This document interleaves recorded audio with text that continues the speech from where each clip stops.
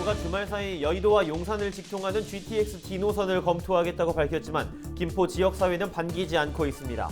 이낙연 전 더불어민주당 대표는 17일 아침 김포 도시철도를 직접 타본 뒤 국토부 장관에게 전화를 걸어 시민 고통을 외면하지 말아야 한다고 전했습니다. 민식이법 시행 1년이 지났지만 어린이 보호구역 교통 사망사고가 잇따르고 있습니다. 여전히 걱정을 놓지 못하고 있는 등하굣길 현장을 취재했습니다. 경영위기에 차량용 반도체 물량 부족까지 어려움을 겪고 있는 한국 GM 경영 정상화를 위해 인천시가 대책이 필요하다는 목소리가 나왔습니다. 7월 인천시 자치경찰제 전면 시행을 앞두고 인천시 자치경찰위원회가 17일 출범했습니다. 박남춘 인천시장은 어린이 안전부터 지켜달라고 당부했습니다.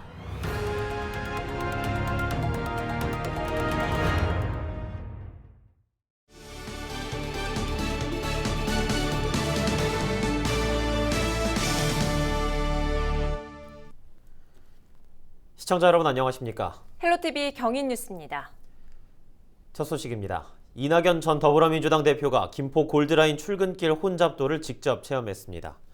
이 전 대표는 17일 오전 7시 10분쯤 김포 지역구 김주영, 박상혁 국회의원, 정하영 김포시장과 함께 김포 장기역에서 골드라인에 탑승해 시민들과 함께 출근길에 올랐습니다. 이날 이 전 대표의 골드라인 탑승은 김주영 국회의원의 골드라인 체험 요청에 따라 이뤄졌는데요. 이 전 대표는 골드라인 탑승 이후 시민들의 고통을 더 외면해서는 안 된다며 날마다 이런 고통을 겪는 것은 교통복지 이전에 정의롭지 못한 차원이라고 지적했습니다. 김포 부천을 연결하는 GTX D 노선, 이른바 김부선을 향한 김포 시민들의 분노가 쉽게 가라앉지 않고 있습니다. 일각에서는 국토부가 서울 연결 방안을 검토하고 있다는 이야기도 흘러나오고 있지만 시민들의 반응은 싸늘하기만 합니다. 이세진 기자와 자세히 짚어보겠습니다. 이 기자, 김포 시민들의 분노가 쉽사리 가라앉지 않고 있습니다. 어떻습니까? 네, 그렇습니다. 지난 주말에도 한강 신도시에서 또 한 번의 대규모 촛불 시위가 있었습니다. 공청회 이후 벌써 3번째 촛불 시위인데요. 김포 검단 시민들을 주축으로 폭우 속에서도 많은 사람들이 운집했습니다. 네. 이들은 공청회를 통해 공개된 국가철도망 초안에 강하게 반발하는 동시에 2기 신도시에 필요한 교통 대책을 요구해 왔는데요. 지난주 국토부가 민원 대응 과정에서 부적절한 발언을 한 게 알려지면서 시민들의 분노는 더 커진 상황입니다. 이런 부적절한 발언들 후폭풍이 커진 탓인지 몰라도 일각에서 이제 국토부가 GTX D 노선과 GTX B 노선을 연결하는 방안을 검토하고 있다. 이런 이야기도 나오더라고요. 네, GTX D 노선과 B 노선의 선로를 함께 쓰겠다는 건데요. 이렇게 되면 김포 시민들은 D 노선을 타고도 서울 여의도나 용산까지 바로 갈 수 있습니다. 네. 그런데 사실 GTX B 노선과의 연결 가능성은 전혀 새로운 이야기는 아닙니다. 지역 정치권에서도 향후 대안으로 꼽았던 부분이고요. 다만 기자회견 당시 지역 정치권은 B 노선과의 공유는 운영상의 문제여서 현재 검토할 수 있는 대상은 아니다 라면서 경기도에서 제시한 김포 하남 노선이 가장 현재로선 타당하기 때문에 강력하게 촉구를 하는 것이라며 선을 긋기도 했습니다. 그래요. 비노선과 연결하는 방안에 대해서 지역의 반응은 어떤가요? 네, 김포시에서도 단호한 입장을 냈습니다. 김포시는 지난 주말 보도자료를 통해서 경기도와 김포시, 부천시와 하남시가 제출한 GTX 노선은 단 하나뿐이라면서 어물쩍 여의도나 용산 환승안을 흘리면서 국민을 우롱할 경우 감당할 수 없는 사태를 맞이할 것이라는 다소 강경한 표현으로 입장을 정리했습니다. 네. 시민들도 싸늘한 반응인데요. 온라인 커뮤니티에서도 서울 직결 노선 외에는 필요 없다라는 반응이 지배적이고요. 지역민 떠보기에 불과하다는 비난도 이어졌습니다. 그렇군요. 이렇게 2기 신도시 주민들 반응이 워낙 거세다 보니까 도대체 왜 이런 반발이 나오는지도 좀 관심이 쏠리는 것 같습니다. 혼잡률 285%에 달하는 골드라인에 직접 탑승하는 정치 인사들도 나오고 있죠. 네, 그렇습니다. 17일에는 대권 주자인 이낙연 전 더불어민주당 대표가 골드라인에 직접 탑승을 해서 출근길 혼잡도를 경험을 했는데요. 네. 이 전 대표는 지역구 의원인 김주영 국회의원의 요청에 따라 골드라인에 탑승을 했습니다. 이날 이 전 대표는 현장에서 시민들의 고통은 더 외면해서는 안 된다면서 교통복지가 아닌 정의 문제다라는 입장도 내놨는데요. 또 자신의 SNS를 통해서 자신의 체험기를 공유를 하면서 정부가 책임 있는 결단을 해야 한다고 덧붙이기도 했습니다. 자, 이런 상황에서 다음 달, 그러니까 6월에 국토부가 어떤 확정 계획을 내놓을 것인지 관심이 참 몰리고 있죠. 네, 그렇습니다. 일단 GTX-D 원안 사수를 요구하는 김포 시민 서명 운동에 벌써 10만 명이 동참을 했습니다. 서명 운동을 시작한 지 열흘 만인데요. 김포시는 20만 서명을 목표로 운동을 이어가다가 24일 경기도에 이 서명들을 제출할 예정입니다. 그리고 경기도는 이를 국토부에 제출할 예정입니다. 예, 주민들 입장이 어디까지 받아들여질 것인지가 정말 집중이 되고 있는데 새로운 소식 나온 대로 또 기다려보도록 하겠습니다. 이세진 기자였습니다.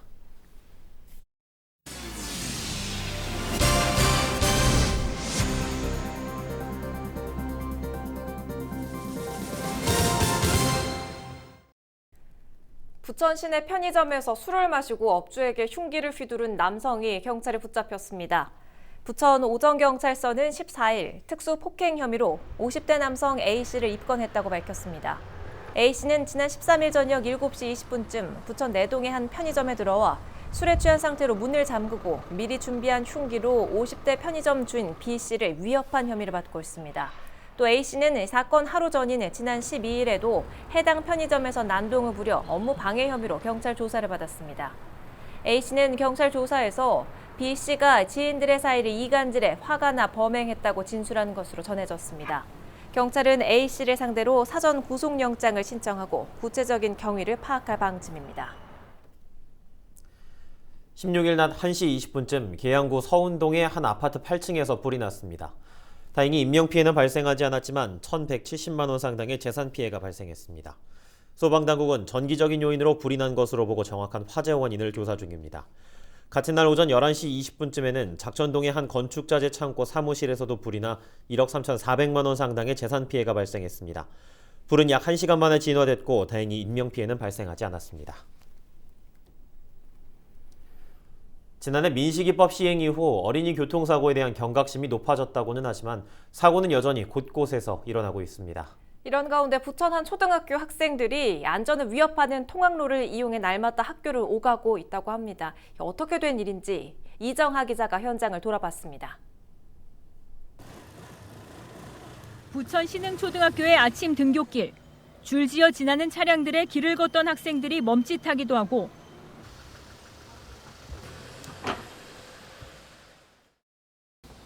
차를 피해 상가 건물 쪽으로 바짝부터 가까스로 움직입니다.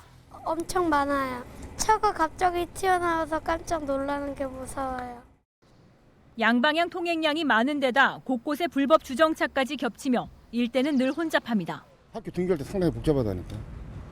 좀 이제 한 8시 한 30분 이상부터는 많이 나와요. 좀만 지켜봐요. 이제 많이 나오지. 이 학교 주변으로는 정문 기준 150m까지만 어린이 보호구역이 지정돼 있습니다. 수시로 다니는 통학로에는 인도나 안전 펜스 하나 없습니다. 매일 학생 200여 명이 오가는 초등학교 앞 통학로입니다. 보이는 것처럼 인도가 따로 없는 데다 오가는 차량들도 많아서 위험한 모습입니다. 인근 어린이집 등 보육시설을 포함해 앞으로 정상 등교 수업이 시작되면 이곳을 지나는 학생들은 더 늘어나게 될 전망입니다. 학부모들은 불안합니다. 학교 보낼 뿐만 아니라 전 여기 아파트 사는데 바로 나오자마자부터가 걱정이에요. 한 발짝 내딛는 것부터가 너무 어렵고 아이들이 너무 위험하기 때문에. 학부모들의 요청으로 한때 노면의 노란색 통학로 영역을 표시하는 임시방편을 세웠지만 별다른 역할을 하지 못하고 사실상 무용지물이 됐습니다. 저희가 3년 전에 이미 통학로를 만든 일이 있어요. 그 구간이 몇십 미터도 안 되고요. 꼭 사고가 나야 변화가 생길 건지 그것도 너무 화가 나는 부분. 학부모들은 지역 정치권을 찾았습니다. 차량 일방 통행구역이나 어린이 보호구역 지정 등 다양한 방안들이 함께 거론되고 있지만 일대 주차 문제와 주민 동의가 먼저 해결돼야 해 당장 결정이 어려운 상황. 대신 기존 간이 통학로를 따라 안전장치를 설치하는 방안이 거론됐습니다. 교장 선생님이 바뀌거나 학교 운영위원들이 바뀌거나 그러면 또 입장이 바뀌면서 다시 또 원점으로 다시 되돌아가는 이런 과정들을 쭉 겪어왔기 때문에 충분히 해결할 수 있다라고 보는데, 문제는 아까 얘기했던 이런 학교 내부의 합의 내지는 주변 주민과의 합의, 이런 게 중요하죠. 또 원도심 주변으로 비슷한 문제를 호소하는 학교들이 늘어나고 있는 만큼 학생들의 위태로운 통학로에 정비 대책 마련이 시급합니다. 헬로티비 뉴스 이정아입니다. 오는 7월부터 자치경찰제가 전면 시행됩니다. 생활안전과 교통 등 경찰의 업무 중 일부를 지자체가 도맡게 되는 건데요. 자치경찰제 전면 시행을 앞두고 인천시 자치경찰위원회가 출범했습니다. 박남춘 인천시장은 아이들의 안전을 지키는 데 집중할 뜻을 밝혔습니다. 이재필 기자가 보도합니다. 인천시 자치경찰위원회가 시민들 앞에 모습을 드러냈습니다. 자치경찰위원회는 시장 소속 합의제 행정기관으로 생활안전과 교통 등 주민생활과 밀접한 경찰 업무의 정책을 결정하는 역할을 맡게 됩니다. 인천시 자치경찰위원은 모두 7명으로 치안행정 전문가와 법조계, 시민단체 등 다양한 분야에서 참여했습니다. 출범식에 참석한 전해철 행정안전부 장관은 자치분권이 주민 중심으로 새롭게 전환되는데 인천시 자치경찰위원회가 큰 역할을 해주길 기대한다고 밝혔습니다.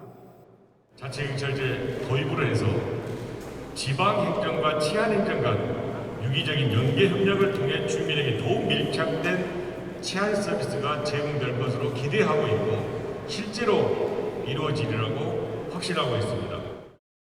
박남춘 인천시장은 자치경찰제 출범에 대해 기대와 책임을 동시에 느낀다고 밝혔습니다. 특히 인천시 자치경찰위원회와 최근 사회적 이슈로 부각된 어린이 안전을 지키는 데 주력하겠다고 강조했습니다. 스쿨존 교통사고, 그다음에 아동학대 사건 등이 빈발했습니다. 시민들이 행복하실 수가 없어요. 그렇기 때문에 우리 어린이들의 안전을 지켜주고 아이 키우기 좋은 도시로 발전해 가자는 부탁을 드렸습니다. 인천시 자치경찰위원회의 슬로건은 안전한 인천, 행복한 시민, 함께하는 자치경찰입니다. 헬로티비 뉴스 이재필입니다.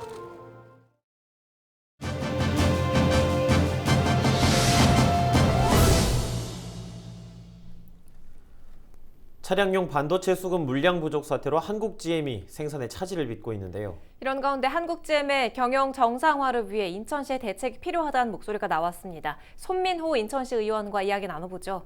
의원님, 반갑습니다. 의원께서는 시의회 본회의 5분 발언을 통해 한국GM 경영 정상화에 대한 의견을 말씀해 주셨죠. 지난 2월부터 한국GM 부평 2공장의 가동이 원활히 이루어지지 못하고 있는 상황인 거죠?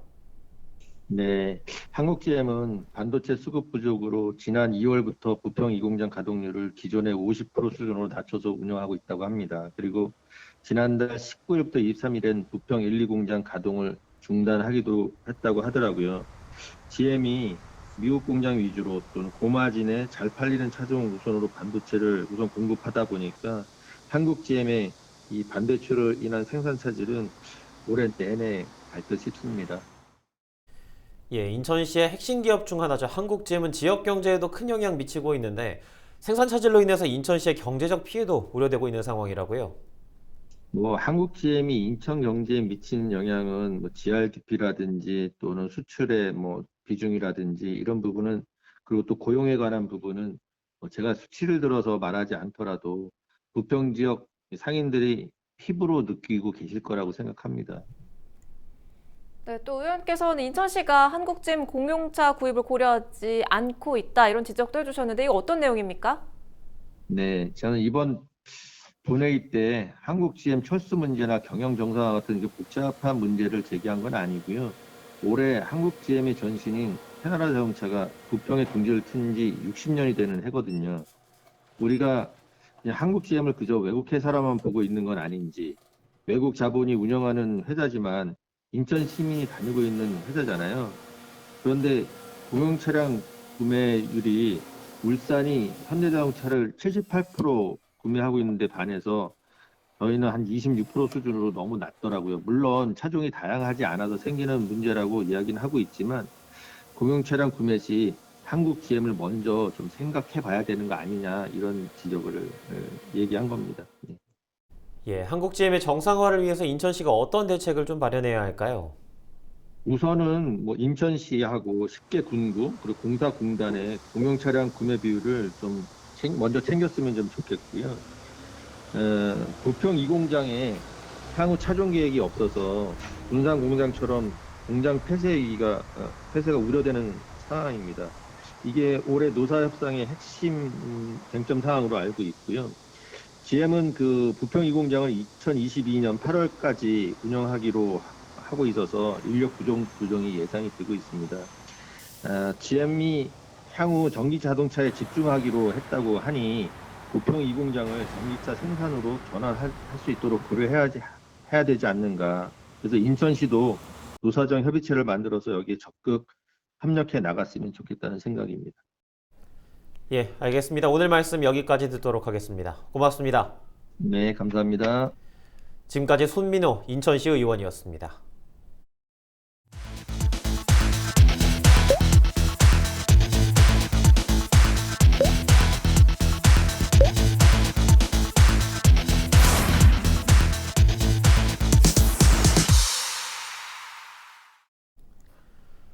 스물일곱 개의 한강다리 중 유일하게 통행료를 받고 있는 일산대교에 대한 무료화를 추진하기 위해 경기도의회 특별위원회가 구성됐습니다.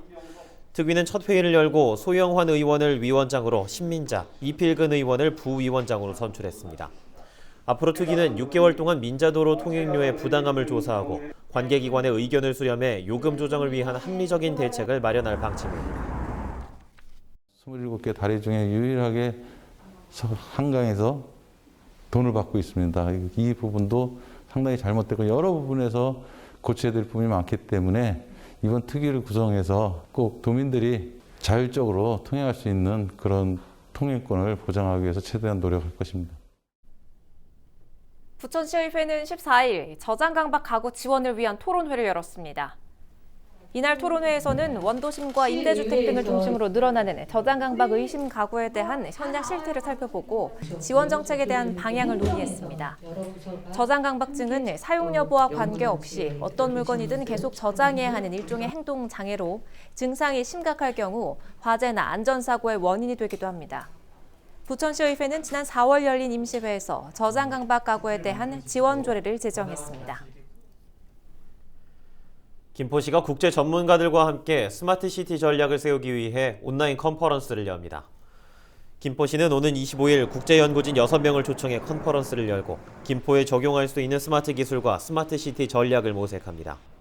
이번 컨퍼런스는 현장 참석은 불가능하며 김포시청 공식 온라인 채널을 통해 생중계됩니다. 부평구가 오는 2025년까지 기후변화에 대응하기 위한 세부 시행계획을 추진합니다. 이번 계획은 건강과 재난, 재해 등 5개 부문 28개 세부 사업으로 구성됐고 사업비는 총 1,223억 원입니다. 계획은 굴포천을 자연형 하천으로 복원하고 재난, 재해에 선제적으로 대응하는 시스템을 조성하는 게 목표인데요. 뿐만 아니라 지역 주민들을 위한 교육과 홍보도 강화해 나갈 예정입니다. 인천시가 인천관광공사, 한국관광공사 경인지사와 함께 인천관광 협업 프로젝트 공모를 진행합니다. 시설과 경험을 갖춘 전통적 관광기업과 기술 아이디어를 가진 관광 스타트업이 협업해 인천만의 색다른 관광 상품을 개발한다는 취지입니다. 인천시는 이번 공모를 통해 우수 협업 사례를 4개 내외로 선정하고 프로젝트당 사업화 자금 최대 4천만 원과 함께 홍보 마케팅, 컨설팅, 네트워킹 프로그램 등을 지원할 예정입니다. 공모에 신청하려면 인천 관광을 주제로 2개 이상의 인천 소재 기업이 공동 참여하는 사업이어야 하고 일반 소비자를 대상으로 관광 상품과 서비스, 제품을 제공하는 사업이어야 합니다. 또 최종 선정 후 협약 기간인 오는 11월까지 사업 성과가 나타나야 하고 서로 다른 유형의 기업이 협업해 색다름을 줄 수 있는 사업일 경우 공모에 참여할 수 있습니다. 접수 기간은 다음 달 17일 오후 2시까지로 인천관광 협업 플랫폼에 가입한 뒤 서류를 제출하면 가점 1점을 받을 수 있습니다. 인천시는 다음 달 2일과 3일에 각각 오프라인 설명회와 개별 현장 설명회를 진행할 예정입니다. 휴일이나 퇴근 후에 나이트클럽에 갔던 지자체 공무원 8명이 대기 발령을 받았습니다. 이들 가운데 1명은 공무원들에게 사적 모임 금지령이 내려졌던 기간에 간 것으로 전해졌는데요. 나머지는 그 기간 이후에 갔고 5인 이상 모임 금지 지침을 지켰다고 하는데 일부 공직자들 사이에서는 우린 사생활도 없냐는 볼멘 소리가 나오고 있습니다. 공무원에게 더 엄격하게 적용되는 방역 지침, 여러분은 어떻게 생각하십니까? 이상으로 헬로티비 뉴스를 모두 마칩니다. 저희는 언제나 여러분과 함께하겠습니다. 고맙습니다.